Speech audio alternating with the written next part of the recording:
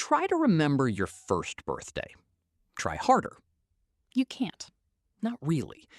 You might remember a photo of it or a story your mother told you so many times it feels like a memory, but the actual moment, the cake, the candle, the faces looking at you, it's gone.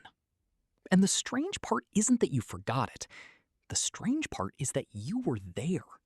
Somewhere out there is a version of you who was awake, alert, and reacting to the world in real time. And you will never meet them again. Not through hypnosis, not through therapy, not through staring at old photographs until something clicks. That version of you left no forwarding address. You were fully conscious. Your eyes worked, your ears worked. Somewhere in that tiny skull, a brain was recording everything happening around you, every single day, for years. So where did it go? Where does the first 3 or 4 years of a fully awake human life actually disappear to? The real answer is far stranger than simple forgetting.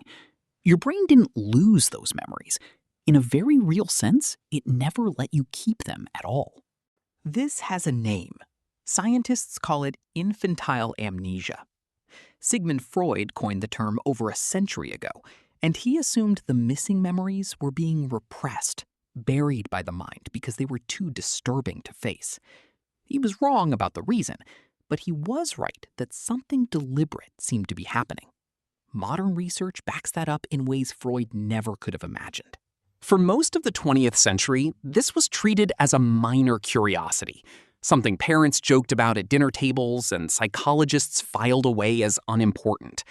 Nobody could explain why the gap in memory ended so abruptly, and why it ended at almost the exact same age for nearly everyone on the planet.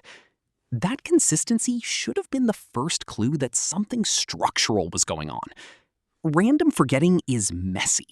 This wasn't messy. This looked designed. Here's what actually happens. A baby's brain is not a smaller, simpler version of an adult brain. It is a construction site. Billions of neurons are being wired together at a blistering pace, faster than at almost any other point in your life. New brain cells are being born every single day in a region called the hippocampus, the structure responsible for stitching moments into long-term memories. That sounds like it should help you remember more, not less, but it does the opposite. Think of your hippocampus like a filing cabinet. To store a memory properly, you need a folder, a label, and a fixed spot in the cabinet where that folder stays. Now imagine someone is constantly ripping out drawers and building entirely new ones while you're trying to file something away. That's roughly what's happening inside a baby's brain. New neurons are flooding into the hippocampus so quickly that they disrupt the connections holding older memories in place. The filing system keeps getting rebuilt before anything can be permanently stored. This process is called neurogenesis, the birth of brand new brain cells. You might assume more brain cells always means a better memory. It doesn't. Picture wet cement. While it's still setting, you can walk across it and leave no lasting mark. Only once it hardens does a footprint stay.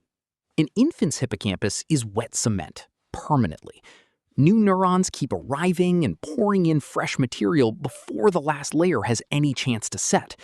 Nothing is being erased so much as nothing is being allowed to fully harden in the first place. Neuroscientist Paul Frankland at the University of Toronto tested this directly. His team studied mice whose brains produce new hippocampal neurons throughout infancy, much like human infants. When researchers boosted the rate of new neuron growth in adult mice, something remarkable happened.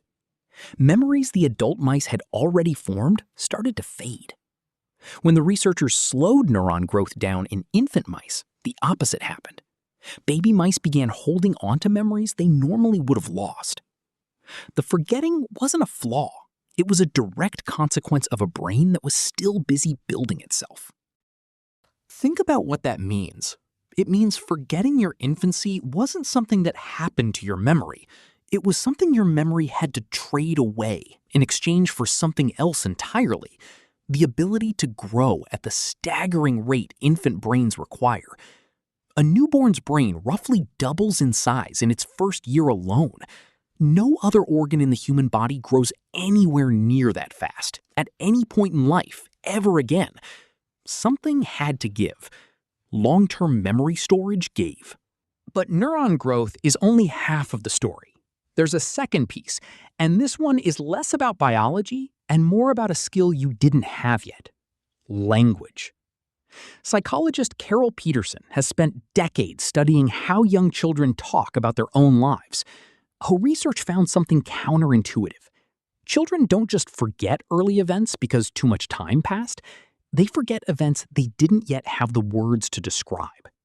Memory, especially the kind you can recall and narrate later as an adult, depends heavily on language. You need words for time, for cause and effect, for your own sense of self as a person things are happening to. A 1-year-old doesn't have before and after. A 2-year-old barely has I.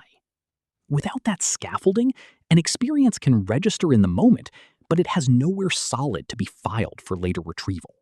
This is why the age most people's earliest memories start is remarkably consistent, usually somewhere between 2.5 and 4 years old.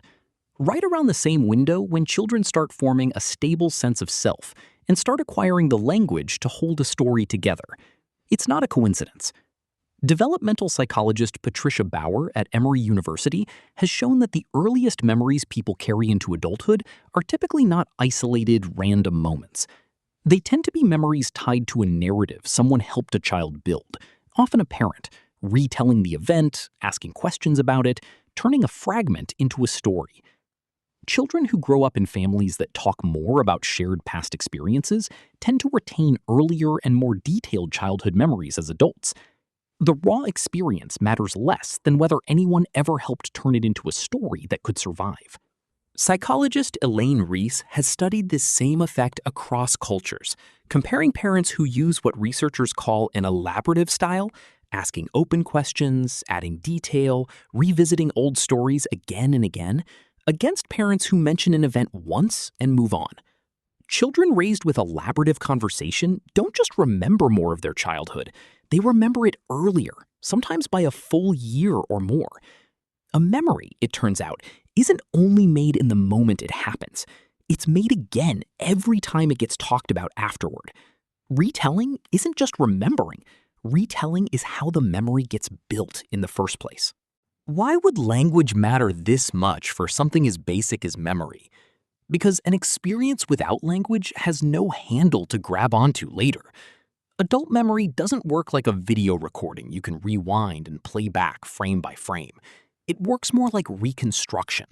Every time you remember something, you are rebuilding it, using cues, context, and words as scaffolding. Take away the words, and the scaffolding never gets built. The event still happened, and the brain still processed it in the moment, but there's no structure left standing for your older self to climb into and look around. So the memories weren't hiding somewhere in the dark, waiting to be unlocked. In most cases, they were never fully written down in a form your adult brain could later read. The event happened. The brain processed it. But without a stable hippocampal filing system, and without the language to narrate it, there was nothing durable left behind. It's less like a locked door and more like ink written on water. Here's the part that should genuinely unsettle you. This isn't a flaw unique to humans. Every species with a developing hippocampus experiences some version of infantile amnesia, from mice to monkeys to elephants. It's not a bug in the human brain.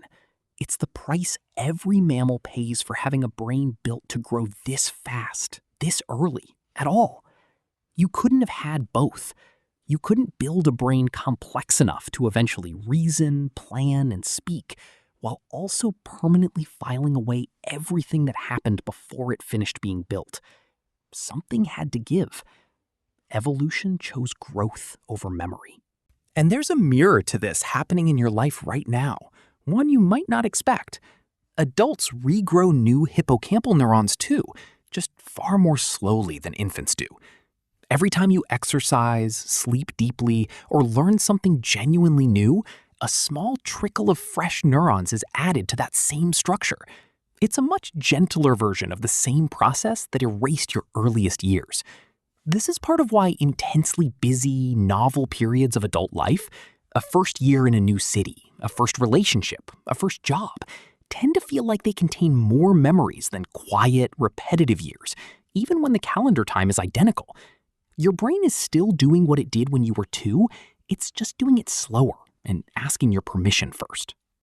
There's a reason time seems to speed up as you age, and it's tied to this same mechanism.